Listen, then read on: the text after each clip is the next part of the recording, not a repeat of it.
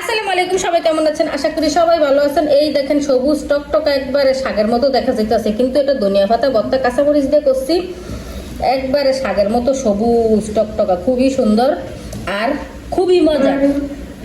আরো একটা জিনিস আছে দেখাইতেছি, এই যে এইখানে রান্না হইতে আছে মুরগির মাংস। মুরগির মাংস গুনা। আজকে কিন্তু আমি মুরগির মাংসটা ভাজি না, অন্যান্য সময় ভাজা রান্না করি। আজকে হচ্ছে যে ভাজা ছাড়াই রান্না করতেছি। বোনা কোনো আলু টালু কিছুই দেই না, সাথে বোনা রান্না করতেছি। বাটা জিরাও দিছি, জিরার গুঁড়াও দিছি বাজা।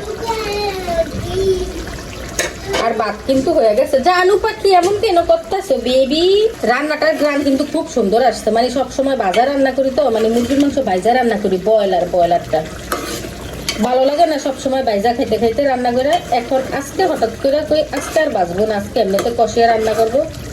কিন্তু গ্রামটা কিন্তু খুব সুন্দর আসছে,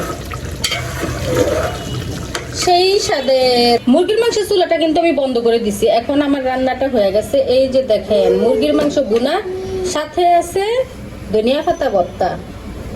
কত স্বাদের বুঝছেন? ভর্তাটা বেশি স্বাদের মুরগির মাংসের থেকে।